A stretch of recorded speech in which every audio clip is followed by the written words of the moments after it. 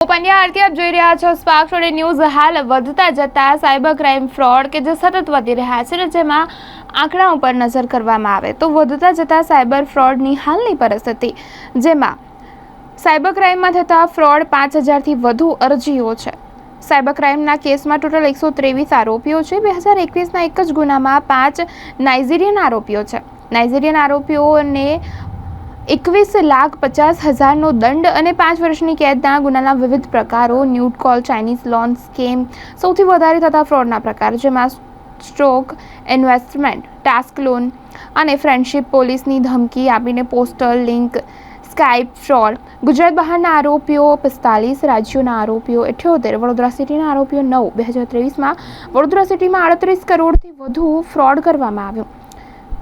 પરંતુ સાયબર ફ્રોડથી બચવા માટે સોશિયલ મીડિયા એકાઉન્ટની પ્રોફાઇલ લોક કરવી, ફાઇનાન્શિયલ ફ્રોડમાં સાવચેતીના પગલાં, એકાઉન્ટ નંબર, આધાર કાર્ડ, પાન કાર્ડ અને આઈડી પ્રૂફ કોઈને શેર કરવા નહીં, અજાણી એપ્લિકેશન ડાઉનલોડ કરવી નહીં, માહિતી વગર કોઈ લિંક ઓપન કરવી નહીં। આવું કોઈ ફ્રોડ થાય ત્યારે 1903 પર કોલ કરીને ઓનલાઈન ફરિયાદ પણ તમે નોંધાવી શકો છો। વર્તમાન પરિસ્થિતિમાં સાયબર ક્રાઇમમાં વધારો જોવા મળી રહ્યો છે, જેમાં મોટાભાગે સોશિયલ મીડિયા રિલેટેડ ફ્રોડ, જેમાં ફેક આઇડેન્ટિટી અને ઓનલાઈન ફાઇનાન્શિયલ ફ્રોડ, જેમાં મુખ્યત્વે ટાસ્ક ફ્રોડ અને ઇન્વેસ્ટમેન્ટ સ્કેમ્સનો વધારો જોવા મળી રહ્યો છે। ખાસ કરીને કેટલા આરોપીઓમાં ગુજરાત બહાર અને ગુજરાત બહાર પકડાયા? વર્ષ 2023 દરમિયાન કુલ 123 આરોપીઓની ધરપકડ કરવામાં આવેલ છે, જેમાં 45 આરોપીઓ રાજ્ય બહારના છે। કેટલી મોટી એમાઉન્ટની આ ફ્રોડ કરવામાં યર ટુ યર વેરી કરે છે। 2023 દરમિયાન લગભગ 36 કરોડનો ફાઇનાન્શિયલ ફ્રોડ વડોદરા સિટીમાં નોંધાયેલ છે। આવા ફ્રોડથી બચવા માટે લોકોએ શું કરવું?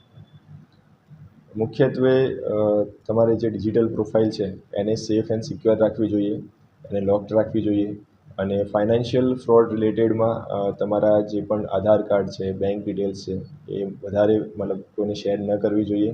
સાથોસાથ તમને કોઈ પણ અજાણી એપ્લિકેશન થી કોઈ લિંક મળે છે તો તે ન ડાઉનલોડ કરવી જોઈએ।